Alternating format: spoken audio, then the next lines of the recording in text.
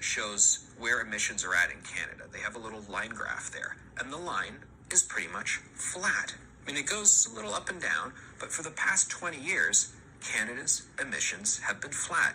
It's at about 725 megatons per year. Sometimes it's a bit higher, sometimes it's a bit lower. And here's the thing, though.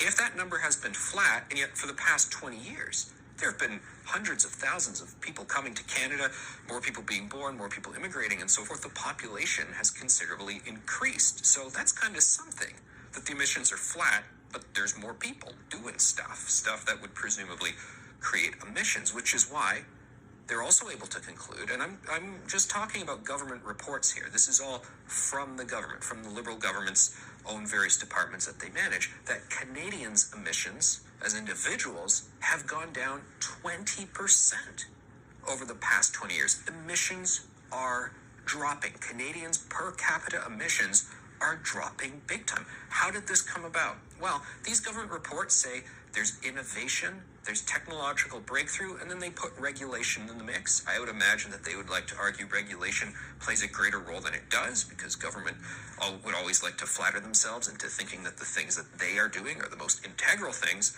But I think that really the R&D and the innovation from industry, through their own volition, not because the government forced them to, but because they're always working on new things, building a better mousetrap, and emissions-intensive activity, whatever sector it's in, that's actually expensive for the producers. So they, for their own motives, they actually want to bring down their emissions as well. And it's happening. And it's working. Why doesn't Justin Trudeau, up at the podium at COP26, why doesn't he say that? Why doesn't he take the opportunity to say, okay, guys, I know you're going all crazy about climate crisis, imminent threat, but I just got to level with you about what's really going on with our emissions. They are not increasing.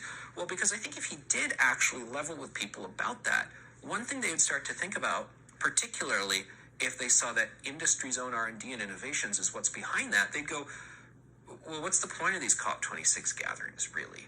What's the point of this carbon tax stuff? I mean, maybe it's all just kind of a red herring. Maybe whether or not this stuff even happened, the emissions would still go down. Because in truth, the government stuff, the NGO stuff, the activist stuff, that's actually a sidebar. It's not actually the main event, even though we're led to believe a court battle about the carbon tax is actually the main issue about environmental approaches here in Canada, when they're not.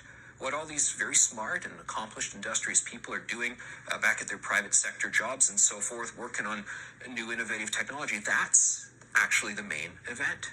It doesn't have much to do with government.